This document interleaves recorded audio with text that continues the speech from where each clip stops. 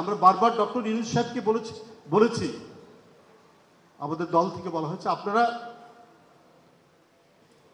দোসর যারা আছে তাদের ব্যাপারে সতর্ক থাকুন। কিন্তু আমরা কিছুটা পদক্ষেপ নিয়েছেন, কিন্তু সামগ্রিকভাবে তারা এটা করতে পারেন।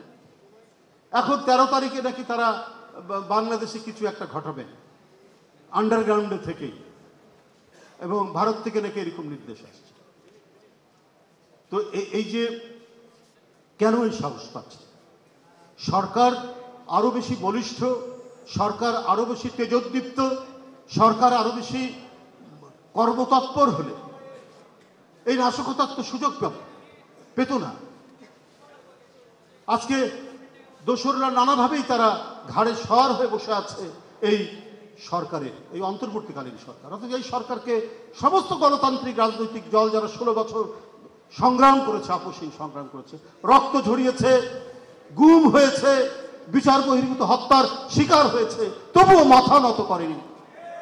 হয়তো ছাত্র জীবনে কেউ ছাত্রদল করেছেন এমন পুলিশ অফিসার, সামান্য একটু অপরাধ। আমি এই জন্যই বলছি যে রাস্তা ফাঁকা করার জন্য গাজীপুরের কমিশনার নাজমুল সে রাস্তা ফাঁকা করে দ্রুত অফিসে যাবে, এই জন্য তাকে সেখান থেকে প্রত্যাহার করা হলো, এবং পরবর্তী 2-1 দিনের মধ্যে দেখলাম তাকে সাসপেন্ড করা হয়েছে।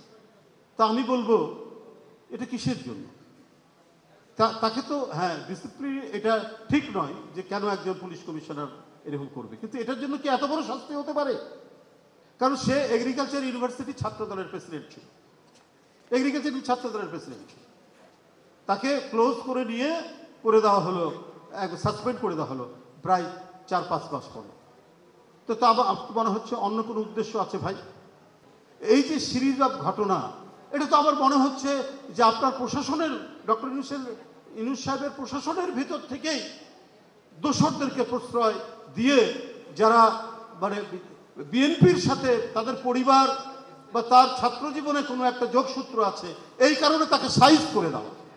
কই আমরা তো একটা মিটিংয়ের মধ্যে দেখলাম, এরই মধ্যেই একটা মিটিংয়ে, একটি রাজনৈতিক দলের মিটিংয়ে একজন এডিসি তিনি বক্তব্য রাখছেন, তার বিরুদ্ধে তো আমরা ব্যবস্থা নিতে দেখলাম না। শেখ মুজিবের কোট পরে, মুজিব কোট পরে আওয়ামী লীগের আমলে বহু এসপি 15ই আগস্টের শোক সভায় সভাপতিত্ব করছেন বা বক্তব্য রাখছেন, তাদের বিরুদ্ধে ব্যবস্থা কই? আজ পর্যন্ত দেখলাম না তো ব্যবস্থা নিতে। কিন্তু আমরা এই সরকার দেখছি যে কোথাও যদি বিএনপির কোনো গন্ধ পায়, ছাত্রদলের কোনো গন্ধ পায়, দ্রুত সেই দিকে গিয়ে তাকে আঘাত করা। তো সুতরাং আপনি এইভাবে এত বড় একটা ফ্যাসিস্ট যে আরেকটি বড় দেশে আশ্রয় পাচ্ছে, তার বিরুদ্ধে লড়বেন কি করে?